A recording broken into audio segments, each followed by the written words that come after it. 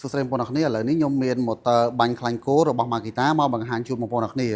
សម្រាប់ម៉ូទ័របាញ់ខ្លាញ់គោនេះគឺប្រើថ្មប្រភេទ 18V lithium ion បាទនេះគឺជាថ្ម 18V ហើយថ្មដែលជាប់មកជាមួយឈុតមួយនេះគឺមកជាមួយនឹង 5A ប្រភេទ 8V 5A ណាដោយសារវាជាលេខកូដ OT បាទមកជាមួយថ្មមកកូននិងឆ្នាំងសាកមួយស្រាច់ក្នុងប្រអប់ម៉ូទ័របាញ់ខ្លាញ់គោនេះគឺខ្សែវាប្របែងប៉ុណ្ណឹងបាទប្របែងប៉ុណ្ណឹងហើយក្បាលនេះគឺអាប់ដេតថ្មីណាក្បាលនេះអាប់ដេតថ្មីគឺដាក់ទៅជប់ជាមួយនឹងចុងកន្លែងបាញ់នឹងបានល្អបាទវាអត់សូវលិចទេបាទអូខេអញ្ចឹងជឿមកមើលលេខកូដ DGP 108គឺជាលេខកូដរបស់ម៉ូទ័រនឹងផ្ទាល់ហើយបើលេខកូដឈុតគឺមាន RT នៅកន្ទុយទៀតមកជាមួយថ្មមួយកូននិងឆ្នាំងសាកមួយហើយកម្លាំង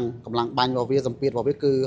69 megapascal បាទ69 megapascal ណាហើយកំប៉ុងនេះជាប្រភេទកំប៉ុង Dera យើងមូលចេញមកបាទយើងមូលចេញមកបាទហើយយើងមានចំណុះដូរទៀតបើថានៅក្នុងប្រអប់មានតែមួយទេប៉ុន្តែបើសិនជាត្រូវការចំណុះយ៉ាងធំយើងមានចំណុះដូរទៀតណាបាទហើយយើងមកមើលផ្នែកខាងនេះម្ដងគឺមានកន្លែងសេរីលេខបាទលេខ1លេខ2ចឹងមកបាទលេខ1លេខ2ហើយមានhơiសម្រាប់មូលចេញដើម្បីកុំឲ្យនៅពេលដែលយើងប្រើក៏ចូលខ្យល់ណាបាទប្រើចូលខ្យល់ហើយមានអំពូល LED វាអំភ្លឺនៅពេលដែលយើងប្រើកន្លែងងឹតចឹងទៅអូខេប្រភេទនេះបើសិនជាបងប្អូនអ្នកគ្នា